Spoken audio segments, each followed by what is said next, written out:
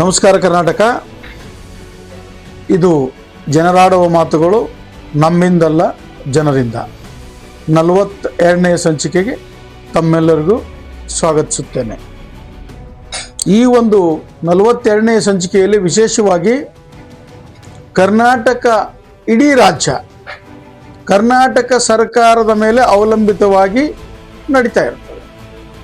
ವಿಧಾನಸಭೆ, ವಿಧಾನಮಂಡಲ, ವಿಧಾನ ಪರಿಷತ್ತು ಇವೆಲ್ಲವುಗಳು ಈ ರಾಜ್ಯದ ಕಳಸವಿದ್ದಂತೆ, ರಾಜ್ಯದ ಕ್ರಿಯಾಶೀಲ ಶಕ್ತಿ ಇದ್ದಂತೆ.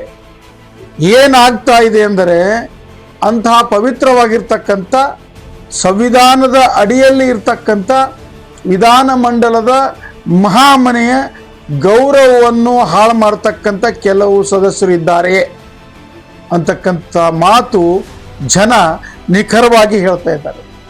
ಏನೆಂದರೆ, ವಿಧಾನಮಂಡಲದ ಅಧಿವೇಶನದಲ್ಲಿ, ವಿಧಾನ ಪರಿಷತ್ತಿನಲ್ಲಿ ಆಗಲಿ ವಿಧಾನಮಂಡಲದಲ್ಲಿ ಆಗಲಿ ಆ ಸದಸ್ಯರು ಯಾವ ಥರ ನಡೆದುಕೊಳ್ಳಬೇಕು, ಏನನ್ನು ಮಾತಾಡಬೇಕು, ನಾವು ಯಾರು, ನಮ್ಮನ್ನು ಇಲ್ಲಿಗೆ ಯಾರು ಕಳಿಸಿದ್ದಾರೆ, ನಮ್ಮ ಆದ್ಯ ಕರ್ತವ್ಯಗಳೇನು ಅನ್ನುವುದನ್ನು ಬಹುತೇಕರು ಮರ್ತಂತೆ ಕಾಣುತ್ತಿದ್ದಾರೆ ಅಂತಕ್ಕಂಥ ಮಾತು ಜನ ಹೇಳ್ತಾ ಇದ್ದಾರೆ.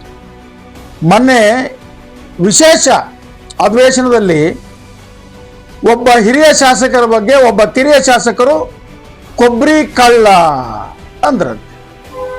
ಅದಕ್ಕೆ ಪ್ರತಿಯಾಗಿ ರಾಗಿ ಕಳ್ಳ ಅಂದ ಅಲ್ಲ ಕೊಬ್ಬರಿ ಕಳ್ಳ ಅಂತಾರೆ ನನಗೆ ಅಂತ ಈ ವಿಧಾನಮಂಡಲದ ಮಹಾಮನೆಯಲ್ಲಿ ಅರಸೀಕೆರೆ ಶಾಸಕರಾಗಿರ್ತಕ್ಕಂಥ ಶಿವಲಿಂಗೇಗೌಡರು ಬಡಬಡಿಸಿದ್ದನ್ನು ನೋಡಿ ಜನ ನಗಬೇಕು, ಅಳಬೇಕು, ಚೀತು ಅನ್ನಬೇಕು, ಗೊತ್ತಾಗ್ತಾ ಇಲ್ಲ ಅಂತಕ್ಕಂಥ ಮಾತು ಕೂಡ ಕೇಳಿ ಬರ್ತಾ ಇದೆ. ನೋಡಿ ಸ್ವಾಮಿ, ಏನ್ ಜನ ಹೇಳ್ತಾ ಇದ್ದಾರೆ ಅಂದ್ರೆ, ನಿಮ್ಮ ವೈಯಕ್ತಿಕ ಏನಾದರೂ ಇದ್ದರೆ ಅದನ್ನ ನಿಮ್ಮ ಪಡಸಾಲೆಯಲ್ಲಿ ಇಟ್ಕೊಳ್ಳಿ, ನಿಮ್ಮ ಹತ್ರ ಇಟ್ಕೊಳ್ಳಿ.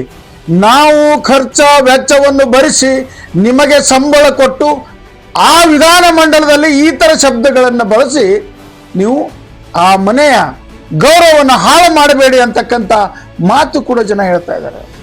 ಆಯಿತು, ಒಬ್ಬ ಕಿರಿಯ ಶಾಸಕ, ಬಸವ ಕಲ್ಯಾಣ ಮತಕ್ಷೇತ್ರ ಶಾಸಕ ಆಗಿರ್ತಕ್ಕಂಥ ಶರಣು ಸಲ್ಗರ್ ಅವರು ಈ ಮಾತು ಹೇಳಿದರೆ, ಅದಕ್ಕೆ ಪ್ರತಿಯಾಗಿ ಅರಸೀಕೆರೆ ಶಾಸಕರಾಗಿರ್ತಕ್ಕಂಥ ಶಿವಲಿಂಗೇಗೌಡರು ಏನೋ ಬಿಡೋಥೋ, ನಿಂದೇನು ನೋಡಿಲ್ಲ, ನಾನು ಹೆಂಡತಿಯನ್ನ ತಹಸೀಲ್ದಾರ್ ಆಗಿ ಬಿಟ್ಕೊಂಡು ದುಡ್ಡು ಹೊಡಿತಾ ಇದೆಯಾ, ಎಷ್ಟು ಹೊಡೆದಿದೆಯಾ? ತಪ್ಪಲ್ವಾ? ಪಾಪ ಈ ನಮ್ಮ ಕನ್ನಡ ಭೂಮಿಯಲ್ಲಿ ಹೆಣ್ಣು ಮಕ್ಕಳನ್ನು ಆದಿಶಕ್ತಿ ಭುವನೇಶ್ವರಿ ಬಹಳ ಒಂದು ಪವಿತ್ರವಾದ ಸ್ಥಾನವನ್ನು ಕೊಟ್ಟು ಪೂಜಿಸ್ತಕ್ಕಂಥ ಈ ರಾಜ್ಯದಲ್ಲಿ ವಿಧಾನಸಭೆಯ ಅಧಿವೇಶನದಲ್ಲಿ ಅವಹೇಳನಕಾರಿ ಮಾತನಾಡುವುದು ತಪ್ಪಲ್ಲವೇ? ನಿಮ್ಮದು ಏನಾದ್ರು ಮಾಡ್ಕೊಡ್ರಿ. ಒಂದು ಜನ ಏನು ಹೇಳ್ತಾ ಇದ್ದಾರೆ, ಸುಮ್ಮನೆ ಗಾಳಿಯಲ್ಲಿ ಗುಂಡು ಹಾರಿಸುವುದು ಬೇಡ, ನಿಂಬಲ್ಲಿ ಅದಕ್ಕೆ ಪ್ರೂಫ್ ಇದ್ದರೆ ಅದನ್ನು ಮಾತನಾಡಿ, ಅದನ್ನು ನಿಮ್ಮ ವಿಧಾನಮಂಡಲದ ಅಧಿವೇಶನ ಪದಗಳಲ್ಲಿ ಡೈರಿಯಲ್ಲಿ ಸೇರಿಸಿ ಕ್ರಮ ಕೈಗೊಳ್ಳಿ. ಅವನು ಕಳ್ಳ ಅನ್ನೋದು, ಇವನು ದುಡ್ಡು ಹೊಡಿತಾ ಅನ್ನೋದು ಏನ್ರಿದು? ಯಾರ ಸಂಬಳದಲ್ಲಿ ನೀವು ಬದುಕ್ತಾ ಇದ್ದೀರಾ ಅದನ್ನ ಅರಿವು ಮಾಡಿಕೊಳ್ಳಿ ಅಂತಕ್ಕಂಥ ಮಾತು ಜನ ಹೇಳ್ತಾ ಇದ್ದಾರೆ.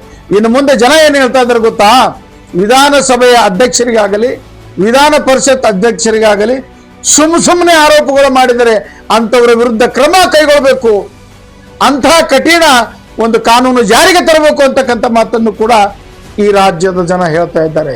ನೆನಪಿರಲಿ, ಈಗ ಸೋಷಿಯಲ್ ಮೀಡಿಯಾದ ಮೇಲೆ ಎ ಅಂತಕ್ಕಂಥ ಒಂದು 60 ಕೋಟಿ ರೂಪಾಯಿ ಖರ್ಚು ಮಾಡಿ ಮೇಲ್ವಿಚಾರಣೆ ಮಾಡ್ತಕ್ಕಂಥ ಒಂದು ಮಸೂದೆಯನ್ನು ಜಾರಿಗೆ ತಂದಿದ್ರಲ್ಲ, ಅದೇ ತರನಾಗಿ ನೀವು ವಿಧಾನಸಭೆಯಲ್ಲಿ ವಿಧಾನ ಪರಿಷತ್ನಲ್ಲಿ ಯಾರಿಗಾದರೂ ಅವಹೇಳನಕಾರಿ ಶಬ್ದಗಳಿಂದ ಮಾತಾಡಿದರೆ, ಅವಾಚ್ಯ ಶಬ್ದಗಳಿಂದ ಮಾತಾಡಿದರೆ ಅಂಥವರ ವಿರುದ್ಧ ಕಠಿಣ ಕ್ರಮ ಜರುಗಿಸಲು ನೋಡೋಣ, ನಿಮ್ಮಲ್ಲಿ ತಾಕತ್ತಿದ್ದರೆ ಕಾನೂನು ಮಾಡಿ ಅಂತಕ್ಕಂಥ ಮಾತನ್ನು ಕೂಡ ಜನ ಹೇಳ್ತಾ ಇದ್ದಾರೆ.